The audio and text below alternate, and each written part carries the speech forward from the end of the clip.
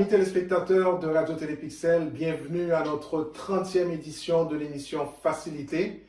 D'abord, dois-je vous remercier pour votre fidélité par rapport à ce show.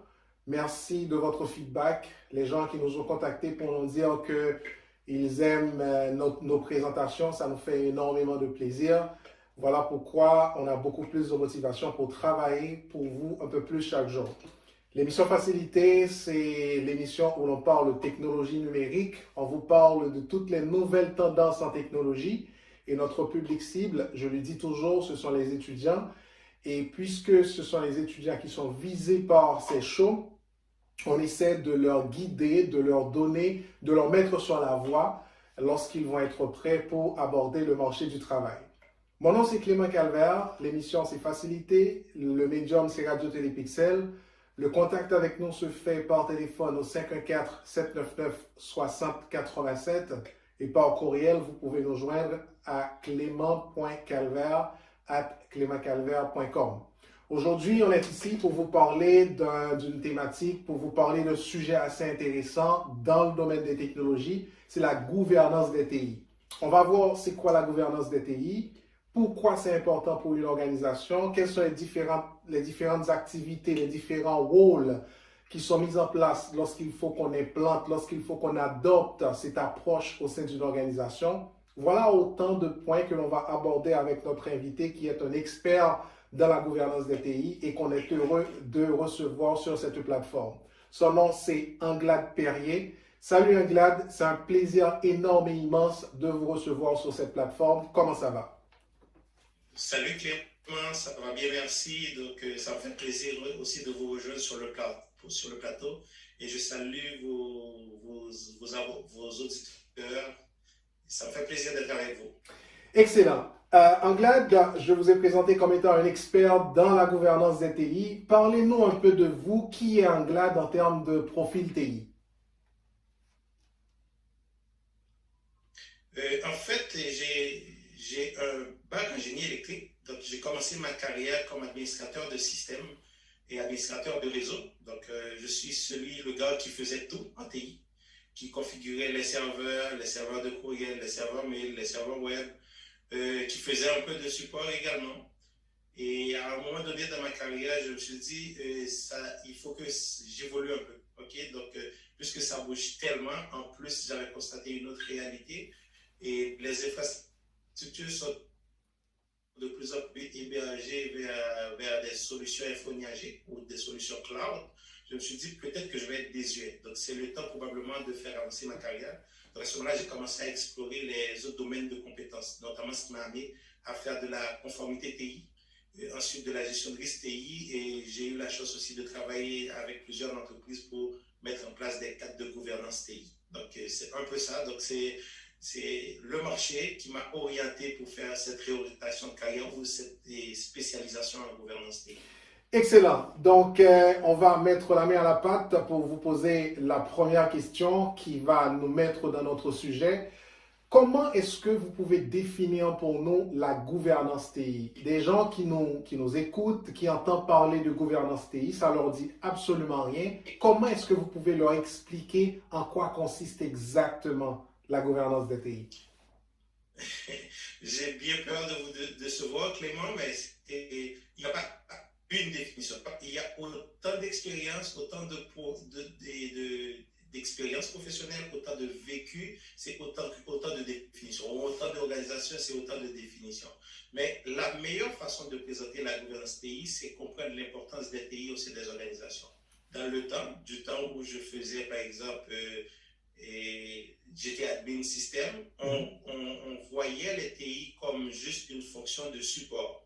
Donc, on était juste là pour faire fonctionner les serveurs. Mais les TI n'avaient pas ce positionnement stratégique qu'il y a aujourd'hui. En d'autres termes, les organisations développent toutes des stratégies ou toutes leurs stratégies dépendent aujourd'hui des TI. Ça n'a pas été toujours le cas.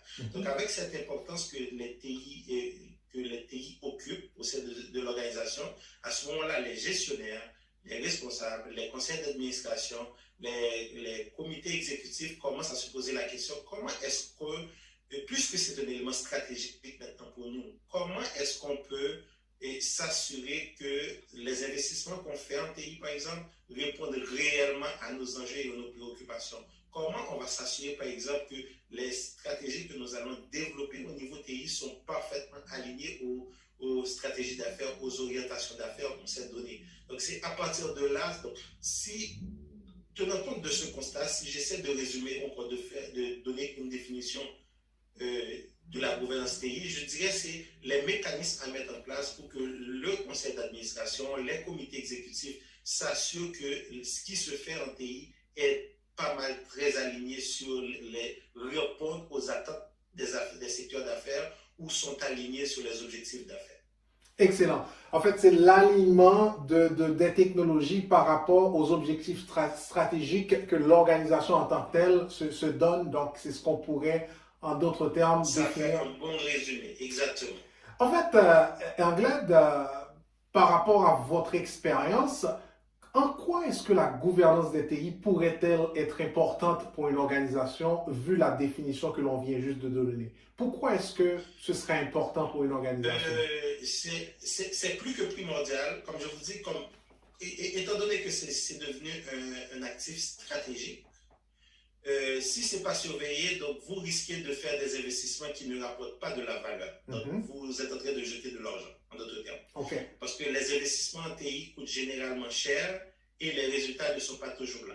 Donc, quand vous n'avez pas un bon cadre de gouvernance, vous êtes en train de gaspiller des ressources. Le risque que vous retrouvez à faire des investissements qui ne rapportent absolument rien, c'est très élevé. C'est un premier volet. L'autre volet, c'est améliorer l'efficacité opérationnelle de vos processus d'affaires, par exemple. Okay. Donc, si les TI, vous ne le voyez pas comme cet actif stratégique et que vous le laissez entre les mains des TI pour que ça soit géré par les gars ces admins systèmes, ces admins réseaux ou les gars qui sont purement TI, donc cet écart qu'il y a, ce disconnect qu'il y a entre les affaires et les TI, ça va refléter par exemple par des genres de frustration que généralement on retrouve dans les organisations quand ils disent on investit beaucoup, on en voit très peu de TI. TI est un élément bloquant sur nos orientations. On s'attend par exemple à ce que TI nous propose des produits et services ou des stratégies pour nous permettre d'être compétitifs sur le marché, alors que là, on est en train de gérer que des incidents avec TI. Ou du moins, on a des écarts de non-conformité à cause des TI, parce que les TI ne sont pas bien gérés, etc. Donc, c'est un ensemble de lacunes, de symptômes qui dit que quand on n'a pas un cadre de gouvernance TI en place, c'est à ces ensembles d'enjeux et qu'on peut faire face aux sein des organisations. Donc, pour faire un résumé rapide, je vais dire c'est gaspillage de ressources. Les investissements ne sont pas alignés aux attentes, les frustrations dues à des incidents TI. En d'autres termes, vous voyez que ça devient un élément clé. Okay? Et aujourd'hui, on en parle de plus en plus de transformation numérique. Donc, comment utiliser les TI pour aller explorer de nouveaux marchés, pour atteindre de nouveaux marchés, pour développer de nouveaux produits. Donc, s'il n'y a pas cette vision, ce cadre de gouvernance-là, les organisations ne peuvent pas faire cette transformation numérique dont on parle aujourd'hui. Excellent. Vous ne pouvez pas être plus clair que ça. Fait que la gouvernance des TI, ça apporte de la valeur ajoutée pour l'entreprise. Si on veut, il y a un terme que vous répétez 2 ou 3 fois dans votre intervention depuis que vous commencez à nous dialoguer. C'est la conformité. Donc, la gouvernance, ça a aussi rapport à la conformité, tout ce qui est au cadre technologique que l'on veut mettre en place au sein de l'organisation. Anglade, j'ai une question pour vous. Si on parle en tant qu'expert en gouvernance des TI, si on veut implanter, je ne sais pas si c'est le bon terme pour utiliser, implanter ou déployer ou mise en place là, la gouvernance des TI, comment est-ce que ça se fait dans l'organisation? En fait, l'organisation veut mettre en place, ça n'existe pas, la gouvernance des TI, tout se fait abracadabra, donc c'est pas trop clair. Maintenant, on veut l'implanter. Quelles sont les différentes étapes? Quelles sont les différentes activités par lesquelles on passe pour mettre en place ce processus? Ok, c'est une très belle question. Donc, ce qui va nous ramener à clarifier un point. Par exemple, vous allez comprendre que les éléments qui sont couverts par la gouvernance des TI, on parle de changement organisationnel. Ok? Donc, quand je je veux considérer les TI comme un actif stratégique et avoir un certain contrôle sur ce qui se fait en investissement de TI. Je ne suis pas en TI, je ne suis pas en train de faire de configuration de serveurs, de réseaux, de routeurs et tout. Je suis en train de faire un changement organisationnel. Donc, pour faire ce changement organisationnel, ça demande de créer un environnement approprié. Avoir un environnement approprié, ça veut dire avoir l'implication des différentes parties prenantes et qui ont un intérêt au niveau de la gouvernance des TI. La pire chose qui pourrait arriver si vous avez un projet pour implémenter, c'est effectivement ce qui est dit, pour implémenter un cadre de gouvernance TI au sein d'une organisation, c'est de ne pas avoir le support de la haute direction, ou c'est de ne pas avoir le support de votre conseil d'administration. Donc là, c'est peine perdue, parce que la gouvernance des TI, ce n'est pas une question de TI, mais c'est une question d'entreprise. La gouvernance des TI, ça fait partie intégrante de la gouvernance d'entreprise. Donc l'élément 1, c'est créer un environnement approprié. Donc, cet environnement approprié, c'est l'implication des différentes parties prenantes, des différents acteurs de l'organisation, non pas seulement des TI, mais de tout le monde. Et avoir le support du conseil d'administration ou avoir le support du comité de gestion de l'organisation. Donc, ça, c'est la première chose. La deuxième chose, c'est adopter une approche d'amélioration continue. Parce que comme ce sont des enjeux organisationnels qu'on est en train d'améliorer ou de travailler ou de corriger, et ça ne peut pas être un projet où vous avez un début et une fin. Il faut que ce soit une amélioration continue. Par exemple, là, j'ai des préoccupations par rapport aux investissements qui se font. Là, j'ai des préoccupations par rapport aux risques que les TI ramènent aussi au niveau de mes opérations. Là, j'ai des préoccupations sur la façon que la conformité est gérée. Donc, j'adopte une approche et une amélioration continue. Et troisième élément, c'est adopter une attitude par gestion de programme. Au lieu de le voir que ce soit juste un projet, mais le gérer selon les techniques de gestion de programme qui sont déjà pas mal bien établies. Vous allez avoir les lignes qui sont définies, vous allez les mettre dans le temps et vous allez être capable de mesurer le succès. Et l'engagement des parties prenantes, des acteurs, la pire chose qui pourrait arriver dans le cadre d'un projet, c'est vous perdez leur engagement aussi. Donc, par le fait que vous misez trop, vous ne livrez pas beaucoup, vous ne livrez absolument rien, à ce moment-là, vous risquez de perdre leur engagement. Ça aussi, ce n'est pas bon pour un programme de gouvernance TI. Donc, c'est l'amélioration continue. Donc, on livre quelque chose, on corrige une situation, on fait une transformation organisationnelle et puis on s'améliore. Donc, c'est un peu ça l'approche pour implémenter un cadre de gouvernance TI. Excellent. En fait, je vais... Et puis à ce moment-là, excellent. Ouais, vas-y. Oui, j'allais dire, donc, il y a une approche, une méthode dans cette phase qui est développée, qui est proposée par le cadre de référence par excellence en matière de gouvernance TI, qui est COBIT, qui se constitue en cette étape. Donc, c'est quoi les éléments préoccupants disons, les drivers, ou du moins les éléments qui nous incitent à aller voir notre cadre de gouvernance TI. Et l'élément de c'est faire une évaluation où on en est, établir la cible où on veut s'en aller, et ensuite avoir un plan très clair sur comment on va y arriver, et puis à la fin être capable de mesurer qu'on l'a atteint ou pas. Donc c'est un peu la démarche pour l'implémentation d'un cadre de gouvernance. Excellent. En fait, vous mentionnez COBIT. Là, si je comprends bien, si par exemple pour le project management, on parle de PMBOK, pour le business analyst, on parle de BABOK. Maintenant, pour la gouvernance des TI, on vient avec COBIT, qui est comme le cadre référentiel pour conduire les activités de gouvernance TI. C'est ça? Exactement. Excellent. La question que je vais vous poser, il y a une partie de la réponse que j'ai trouvée tantôt, mais je voulais juste quand même vous la poser de toute façon.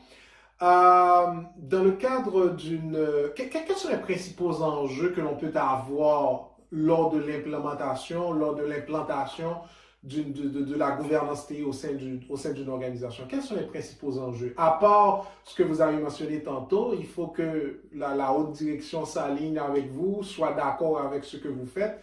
En général, ça vient d'eux, là, mais il y a des fois aussi qu'ils ne comprennent pas trop en fait cette partie-là. Justement, l'autre élément, c'est par le fait que c'est un concept, je ne vais pas dire flou, mais autant de têtes, autant de définitions. Des fois, les gens ne s'accordent pas sur ce qui est attendu comme livrable. Ça aussi, ça peut être un enjeu. Okay?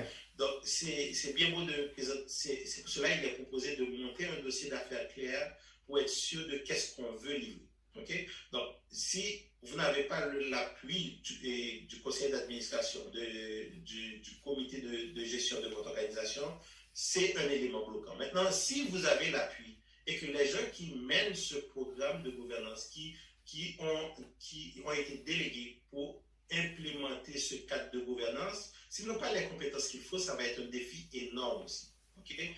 Et pour pouvoir livrer quelque chose qui a de l'allure, qui ramène de la valeur. Et ensuite, comme on dit, c'est que les acteurs s'alignent sur comment on va mesurer cette valeur, comment on va mesurer ce livrable. C'est bien beau de dire que, OK, on a livré, mais comment à la fin on va s'assurer que ce livrable-là répond à nos attentes et que ça ramène de la valeur. Donc, c'est en fait les trois éléments qui, normalement, devraient être considérés si vous voulez ne pas tomber dans le piège d'un projet TI de plus qui ne livre absolument aucun bénéfice. Tout à fait. En fait, ça me fait sourire parce qu'en général, on s'embarque à tête baissée dans les projets. En général, si ça ne livre pas de la valeur, c'est comme... je connais pas mal de projets qui ont connu des finalités comme de ce genre. Dans le cadre d'une organisation, en fait, plutôt au sein d'une organisation, qui est responsable de conduire ou de contrôler le processus de l'implantation de la gouvernance TI? C'est qui gère Encore, c'est une très belle question qui va nous ramener à établir clairement que la gouvernance TI, ce n'est pas une affaire TI, c'est une affaire de l'entreprise au complet. Okay? Donc, l'ultime responsable, le groupe qui est ultimement imputable sur la mise en place d'un cadre de gouvernance, c'est le conseil d'administration. Okay? C'est le comité exécutif de l'organisation. Okay? Maintenant, ils peuvent s'entourer, ils peuvent déléguer ce travail à un groupe de spécialistes qui va les accompagner, qui va les proposer des solutions. Okay? Mais ils sont ultimement responsables de l'implémentation du cadre de gouvernance. Et de fait, quand ce n'est pas là, par exemple, si c'est une organisation qui évolue dans un secteur d'activité qui est très régulé, quand le régulateur vient, il ne va pas se tourner vers les TI, mais il va se tourner vers les dirigeants de cette organisation pour dire que vous n'allez pas faire votre travail, par exemple. Okay? Donc, ils sont vraiment ultimement responsables et imputables de ça. Maintenant, ils peuvent, tout comme n'importe quel autre projet, par exemple, la finance de l'entreprise, ils sont aussi imputables. Okay? Mais ce n'est pas eux qui gèrent les finances d'une entreprise à tous les jours. On est d'accord. Donc, pour la gouvernance TI, c'est la même chose. Ils vont déléguer. Okay? Donc, c'est pour cela qu'il va y avoir des comités exécutifs ou des directeurs spéciaux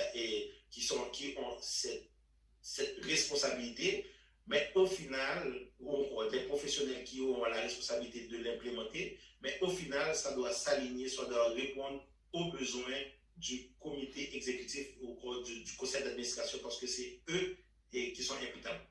OK. En termes clairs, ça ne prend pas un expert du domaine, quelqu'un qui connaît l'informatique, qui connaît les technologies. C'est plus un peu un cadre de gestion, là, je dirais. Exactement. De contrôler, mais ça ne prend pas vraiment une connaissance approfondie de tout ce qui est en technologie. Anglade, sur un point plutôt personnel, pourquoi vous êtes-vous intéressé à la gouvernance des TI comme domaine? Comme je l'ai mentionné lors de l'introduction, je me suis dit que c'était la suite logique pour une évolution de carrière. Okay? À moins que vous soyez passionné par les TI et à faire les opérations TI, je me suis dit si vous voulez donner une bouffée d'air à votre carrière, ou si vous voulez aller vers la gestion, ou si vous voulez parler le langage des gestionnaires, des responsables, des conseils d'administration. C'est une porte, c'est la suite logique d'une évolution de carrière. Okay. C'est un peu ce qui m'a amené à aller vers la gouvernance TI. OK. Quel type de formation ou de certification qui existe pour la gouvernance des TI et que l'on pourrait aller chercher? À ce moment-là, je vais juste encore présenter un peu mon parcours. Ça va pouvoir peut-être aider. Donc, j'ai fait le programme d'audit, le programme de deuxième cycle en gouvernance, audit et sécurité TI à l'Université de Sherbrooke, qui est un bon programme qui prépare ces genres de profils. Okay? Et la certification, comme on parlait tantôt de ISACA aussi a proposé une certification qui est CGIT, qui est spécifiquement basée sur la gouvernance, okay? Sur la matière de la gouvernance TI. Donc, à date, ce sont les deux. Donc, il y a peut-être les autres certifications beaucoup plus professionnelles qu'on pense que de CISSP, de CISA, etc., qui ont certains volets sur la gouvernance, mais la certification clé pour la gouvernance TI en tant que telle, c'est le CGIT qui est proposé par ISACA. Ok, excellent. Anglade, vu que notre auditoire, notre audience est surtout composée d'étudiants, quel conseil donneriez-vous à un étudiant qui nous écoute, qui suit cette émission, qui sera intéressé à la gouvernance des TI? Qu'est-ce que vous leur conseilleriez pour qu'eux-mêmes ils puissent connaître le succès s'ils veulent vraiment engager une carrière ou en tant que responsable de la gouvernance des TI, si je peux dire de cette façon? Oui, c'est parfait. Donc, la première chose, on va commencer par démystifier pour dire que quand on parle de gouvernance TI, ça n'a rien à voir avec les TI en tant que tel que nous le connaissons. Okay? Donc, ça veut dire n'importe quel type de profil, n'importe quel type de formation de base, vous pouvez vous convertir en gouvernance TI. Donc, ça, c'est la bonne nouvelle. Il faut juste être curieux, okay? Parce que le sujet des TI, ça évolue beaucoup. Okay? Et il y a toujours de nouveaux modèles, parce que c'est quand même un domaine très jeune, ok? Donc il y a de nouveaux modèles qui se développent, il y a toujours des groupes de réflexion. Donc ça, il faut être curieux, ok? Mais sinon, c'est avoir une capacité à établir un diagnostic clair, organisationnel, ça pourrait aussi aider, ok? Donc vous voyez, donc c'est pas une matière spécifique, comme quoi j'allais dire, va au cégep et choisir tel programme, ensuite va pour faire la gouvernance, mais n'importe quelle formation de base, vous pouvez vous convertir en gouvernance TI. Et de fait, dans la réalité, sur le marché, vous allez retrouver plusieurs profils qui font de la gouvernance TI et qui le font correctement. Okay? Par exemple, un avocat, par exemple, ou quelqu'un qui a une formation en droit. Vous pouvez vous dire, mais qu'est-ce que ça vient faire au niveau des TI? Mais je viens de vous dire qu'il y a le volet de la gestion de la conformité. Donc, vous n'allez pas laisser la gestion de la conformité juste au gars des TI qui ne comprennent pas les lois, qui n'arrivent pas à interpréter les exigences légales et réglementaires. Vous comprenez? Donc, il y a cette combinaison, il y a cette contribution des gars qui ont cette formation juridique, par exemple. Okay? Donc, c'est juste pour vous donner un exemple que ce n'est pas uniquement dédié au TI, c'est ouvert à tous. Excellent. Tout ce que ça demande, c'est être curieux, ok? Parce que le sujet des TI, ça évolue beaucoup. Excellent. Et comme je pourrais même ajouter votre exemple en tant que tel, là, pour dire que c'est pas vraiment, c'est pas à 100% de l'informatique, là, des technologies quand on parle de gouvernance TI. Je peux vous prendre un exemple qui a commencé vos études en génie électronique, c'était ça que vous m'aviez dit au début? Oui. Et puis voilà que vous vous retrouvez maintenant en gouvernance des TI, puisque c'est plus, ça a beaucoup plus rapport à un cadre organisationnel de gestion, de changement organisationnel ou d'alignement organisationnel, si on peut dire de cette façon. Exactement. C'est plus lié à des enjeux organisationnels que des enjeux TI à proprement parler. Exact. Anglade, c'était un plaisir pour moi de vous recevoir sur la plateforme TI. Merci de votre présence. Ça fait plaisir, Clément. Merci de m'avoir reçu sur votre plateau. Mesdames et messieurs, ça a été notre 30e livraison de l'émission Facilité. Dans cette édition, on a parlé de gouvernance TI. Vous qui n'aviez absolument aucune idée de ce que c'est la gouvernance TI, Anglade a été on ne peut plus clair pour dire que la gouvernance TI, c'est l'alignement stratégique de l'organisation par rapport aux technologies. C'est un cadre organisationnel où vraiment on essaie de bien situer l'organisation pour apporter de la valeur par rapport aux services que l'organisation va offrir en se basant justement sur les technologies qui existent. Avec lui, on a vu aussi quelles sont les principales activités que l'on a lorsque l'on veut implanter en fait ce concept, si vous voulez, au sein d'une organisation, les rôles, les responsabilités, la personne qui est responsable de contrôler, de diriger le processus, comment ça se fait et comment est-ce que c'est un processus pour toute l'organisation, en commençant par la tête dirigeante et puis toutes les entités de l'organisation se constituent en partie prenante pour permettre à ce que ce processus-là puisse être une réussite lorsqu'on veut vraiment implanter la gouvernance des TI au sein d'une organisation. Merci de votre écoute. Ça a été un plaisir pour moi de vous servir. Mon nom, c'est Clément Calvert. L'émission, c'est Facilité. Contact avec nous 514-799-6087 par email clément.calvert@clémentcalvert.com. Je vous souhaite de passer une excellente fin de semaine. Le rendez-vous est pris à la 8e.